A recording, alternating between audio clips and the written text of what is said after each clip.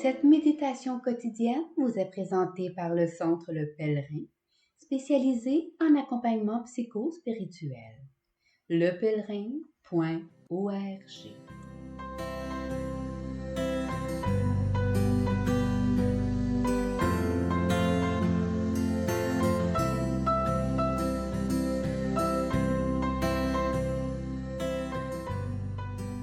Évangile du dimanche 5 février.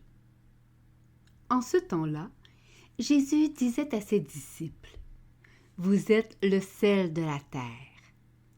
Mais si le sel devient fade, comment lui rendre de la saveur? Il ne vaut plus rien. On le jette dehors et il est piétiné par les gens. Vous êtes la lumière du monde. Une ville située sur une montagne ne peut être cachée. Et l'on n'allume pas une lampe pour la mettre sous le boisseau. On la met sur le lampadaire et elle brille pour tous ceux qui sont dans la maison. De même que votre lumière brille devant les hommes. Alors, voyant ce que vous faites de bien, ils rendront gloire à votre Père qui est aux cieux.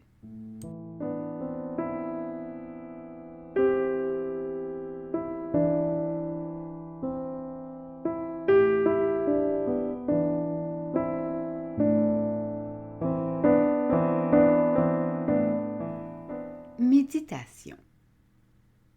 Le texte évangélique qui nous est présenté est celui qui suit les béatitudes de dimanche dernier. Ce dernier étant en lien avec la méditation 130. La séquence se lit donc ainsi. Nous avons approfondi à la méditation 130 l'amour dévoilé, à savoir que l'amour de Dieu en nous, comme en tout, ne cesse de nous être offert gratuitement. C'est le secret le moins bien gardé. À la méditation 133, à travers les béatitudes, nous avons compris qu'il y a aussi la part de l'humain. Et pour que l'amour soit en dévoilement en nous, il a besoin que nous entrions dans ces attitudes filiales décrites par les béatitudes. Aujourd'hui, après l'amour dévoilé et l'amour en dévoilement, nous sommes devant l'amour en danger.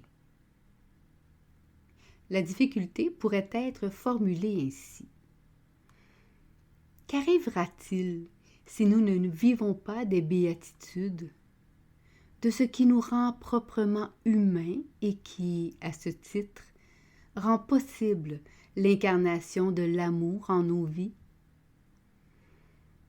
Comme le dit le texte, vous êtes le sel de la terre. Mais si le sel devient fade, comment lui rendre de la saveur? Il ne vaut plus rien. On le jette dehors et il est piétiné par les gens. Ce n'est pas sans raison que Jésus, tout de suite après avoir décrit ce qui nous rend humains, met en garde ses disciples s'ils n'adoptent ces béatitudes qui constituent le fondement même de leur humanité et qui non seulement rendent l'union d'amour à Dieu possible, mais sont les conditions de la découverte du don d'amour qu'ils sont en Dieu.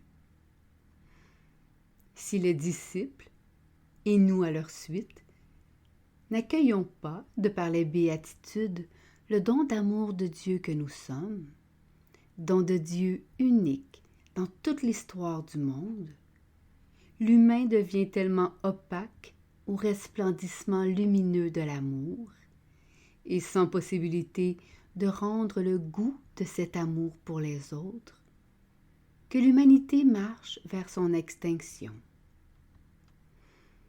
N'est-ce pas ce que nous observons en notre temps? Plus personne ne nous enseigne que nous sommes responsables de notre part de ciel qui peut changer l'humanité. Plus personne ne nous aide à contempler et accueillir l'amour dévoilé, ni ne nous apprend comment nous préparer à être ce lieu de son dévoilement. pour une grande part, nous avons confié notre vie à la science, qui est devenue la religion moderne du salut, la source mécanique de notre transformation. Mais dites-moi, comment un jeune de 14 ans peut-il trouver son identité en faisant remodeler son corps de garçon à fille? N'y a-t-il pas d'abord à permettre à ce jeune d'entrer dans l'écoute de cet amour qui se donne à lui et veut lui faire découvrir le don précieux et unique qu'il est, don sans prix de vie et d'amour pour ce monde? La science déplace notre humanité de l'intérieur vers l'extérieur. Mais l'identité n'est pas une chose mesurable et manipulable, mais la découverte émerveillée d'un cœur qui trouve son lieu de pureté afin de découvrir la beauté du don qui l'habite. L'humain n'est pas une chose à manipuler, mais un être sans prix, portant tout le poids de l'infini.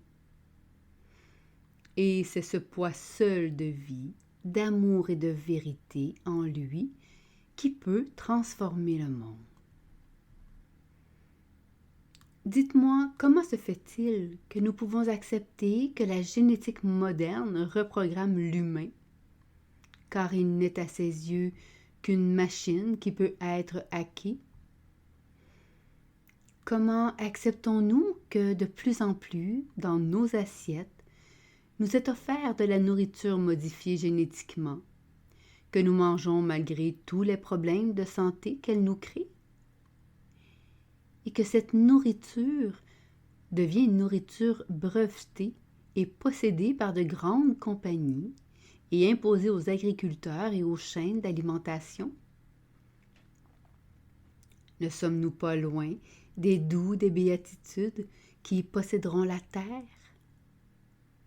Parce que pour eux, ils ne vivent pas dans la violence du profit, mais dans une communion avec la terre et un respect de cette maison commune offerte par Dieu en partage à tout humain. Comment naître et grandir si les crises que nous traversons n'ont souvent comme seule réponse la médication, antidépresseurs ou autres? Ou pire encore, que ces crises qui sont probablement humaines avec leur temps de dépression, d'isolement, de deuil, etc., deviennent des diagnostics psychiatriques dont la science veut nous effacer toute douleur? La science devenant non seulement l'outil de notre effacement, mais aussi l'obligation médicamenteuse de notre bonheur. Dans notre société, interdisant l'accès à notre profondeur, il n'y a plus que la crise pour briser ces murs autour de nous. Parce que la crise permet l'émergence de notre être véritable. Si nous refusons la pauvreté de cœur que les crises nous offrent, cette expérience de ce qui est immuable en nous, quand tout semble s'effondrer, comment découvrirons-nous le royaume des cieux? Il y aurait tant d'exemples à donner, comment ce monde nous empêche d'entrer en béatitude et de connaître l'amour qui se donne, continuellement, gratuitement. Mais Jésus nous a donné la clé des béatitudes pour trouver le chemin de notre humanité. Et il nous dit, vous êtes le sel de la terre et la lumière du monde. Jésus, par ce texte, veut appeler ses disciples et nous, à leur suite, de communiquer à toutes et à tous le goût d'humanité et de divinité que nous sommes. Il veut que nous illuminions d'ondes par la lumière d'amour qui nous traverse. Il désire que nous vivions dans la dignité et la grandeur de notre humanité, humanité qui peut seule être portée par un cœur pauvre, doux, miséricordieux, pur, etc., et être la source réelle de la transformation du monde. Donner ce que nous sommes parce que nous l'avons accueilli de Dieu. Et donner Dieu. La transformation du monde part donc de la naissance intérieure de chacune à son identité véritable, donnée d'amour par Dieu. Car c'est de ce point en nous où l'humain et le divin ne font plus qu'un que nous engendrons la vie. Si nous ne faisons que nous fier à la science, nous sommes continuellement déportés hors de nous, sans accès à ce qu'il y a de plus précieux en nous, à savoir nous-mêmes, les autres et Dieu. L'extinction de notre humanité et de ce monde ne commence-t-elle pas justement quand notre être s'éteint et que la vie et l'amour deviennent fades?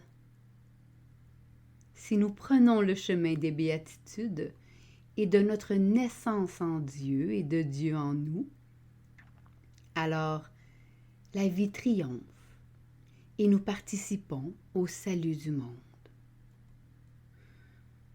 Méditation écrite par Stéphane Thériault.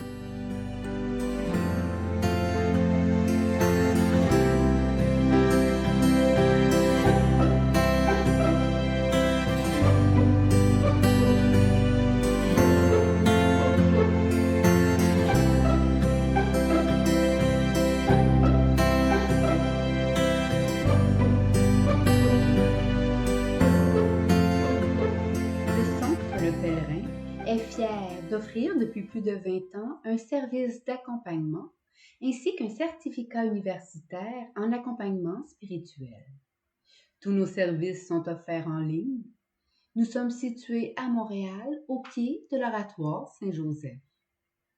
Le Pèlerin, le savoir intérieur qui transforme la vie. lepèlerin.org. Page Facebook Centre Le Pèlerin.